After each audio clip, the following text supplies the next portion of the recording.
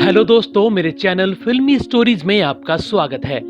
बदनसीबी कैसे किसी उभरते स्टार का करियर बर्बाद कर देती है, इसका जीता जागता सबूत अभिनेता जुगल हंसराज है। आप सोच रहे होंगे कि इतना मशहूर एक्टर अचानक से कैसे गायब हो गया था, मगर शायद ही आपको पता होगा कि वो गायब नहीं हुआ, बल्कि किस्मत ने 90s के उभरते इस स्टार का फिल्मी करियर तबाह कर दिया था। उनके फिल्मों में आने से लेकर उनकी गुमनामी की कहानी आपको चौंका कर रख देगी।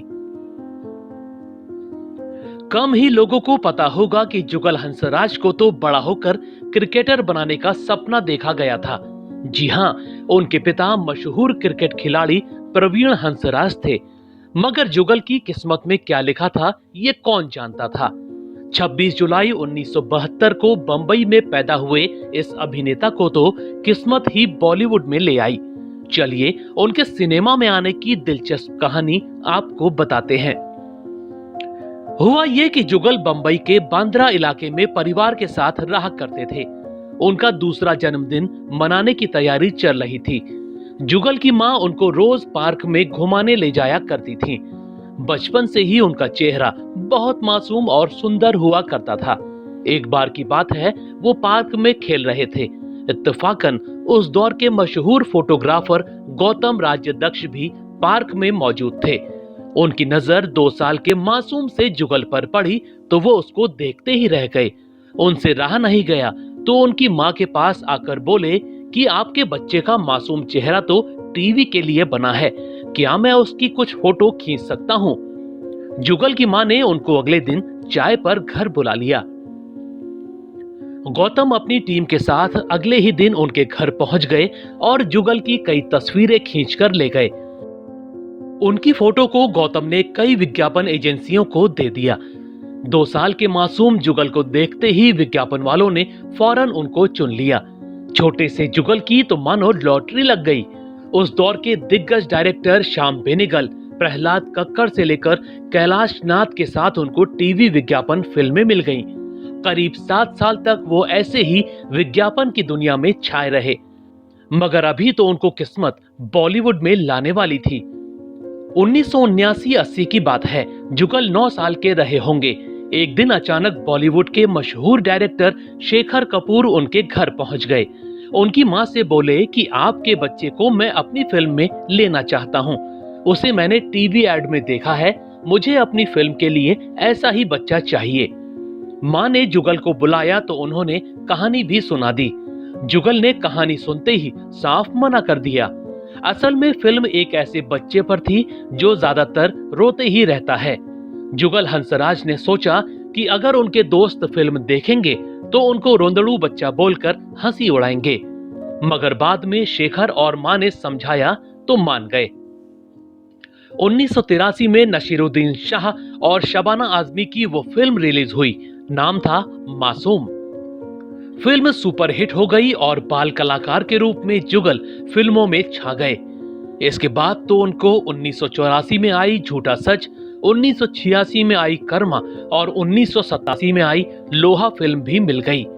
वैसे कम ही लोगों को पता होगा कि वो मिस्टर इंडिया में भी बच्चों के लीडर बनने से जरा सा चूक गए थे। शेखर कपूर ने उनको लेने का पूरा मन बना लिया था। उनकी उम्र तकरीबन 14 साल हो चुकी थी और रोल 10 साल के बच्चे का था। फिर भी शेखर उनको ये रोल देने वाले थे, मगर जब उन्होंने जुगल हंसराज को बुलाया तो देखा कि उनके चेहरे पर हल्के हल्के बाल आने शुरू हो गए थे। इस वजह से चाहते हुए भी वो जुगल को फिल्म में नहीं ले पाए थे। इसके बाद वो अपनी पढ़ाई पूरी करने में लग गए। साल 1992 की बात है। सलीम अख्तर उर्मिला मातोंडकर को लेकर फिल्म बना रहे थे। उनको जुगल याद आ गए। उन्होंने अपनी फिल्म में जुगल को पहली बार हीरो बना दिया। 1984 में आई फिल्म आ गले लग जा, मगर फिल्म कमाल नहीं कर सकी। मगर फिर जो फिल्म आई उसने तो इस अभिनेता को रातों रात कामयाबी की बुलंदियों पर पहुंचा दिया। 1994 की बात है। जुगल को महेश भट्ट बहुत पसंद थे।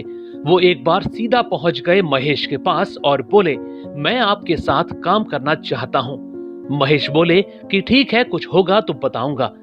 जुगल ने सोचा कि वो टालने के लिए बोल रहे हैं और वापस चले आए।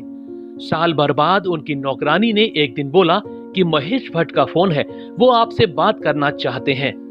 जुगल को लगा कि उनका कोई दोस्त उनके साथ मजाक कर रहा होगा, इसी वजह से उन्होंने बात तक नहीं की।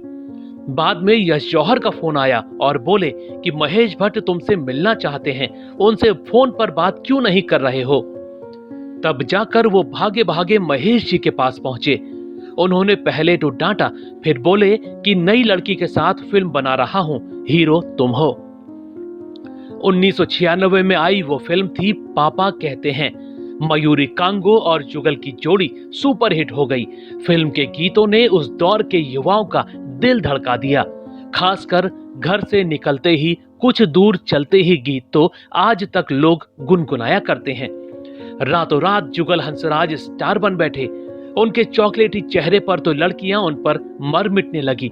वो शाम को बांद्रा पार्क में जॉगिंग करने जाते तो लड़कियां पहले से उनका इंतजार कर रही होती।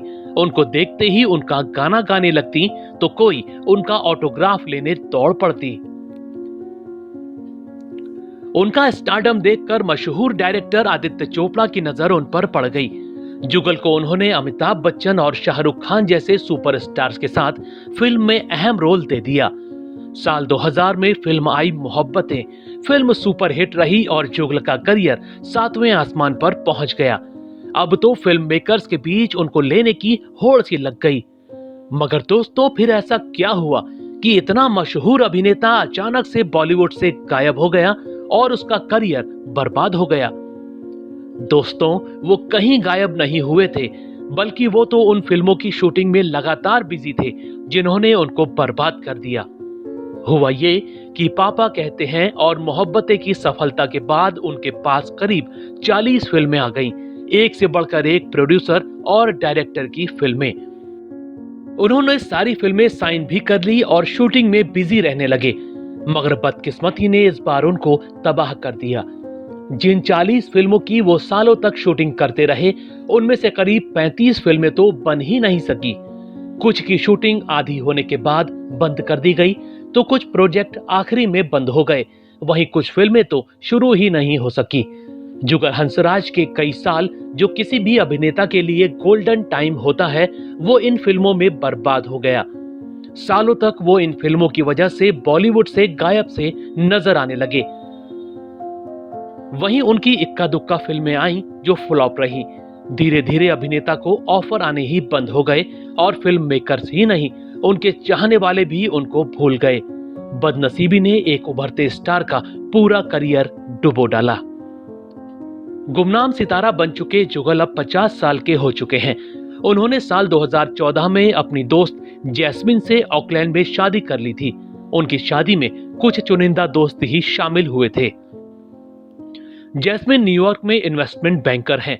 जुगल अब उनके साथ न्यूयॉर्क चले गए हैं। वो बेटे और पत्नी के साथ वहीं रहते हैं और इन दिनों लेखक बन चुके हैं। उनकी एक किताब भी पब्लिश हो चुकी है। कभी कभार हिंदी सिनेमा में भी वो नजर आ जाते हैं। वैसे शायद कम ही लोगों को पता होगा कि करण जौहर की कुछ कुछ होता है फिल्म के टाइटल सॉन्ग की कुछ लाइनें भी जुगल ने ही लिखी थी। धर्मा प्रोडक्शन के लोगों में जो धुन आती है वो जुगल हंसराज की ही देन है। दोस्तों, आपको जुगल हंसराज कैसे लगते थे? उनकी कोई फिल्म या किरदार आपको पसंद आया हो तो हमें कमेंट में जरूर बताइएगा। ऐसी ही और स्टोरीज को जानने के लिए आप मेरे चैनल फिल्मी स्टोरीज को सब्सक्राइब भी कर सकते हैं। बस बेल आइकन दबाना मत भूलिएगा।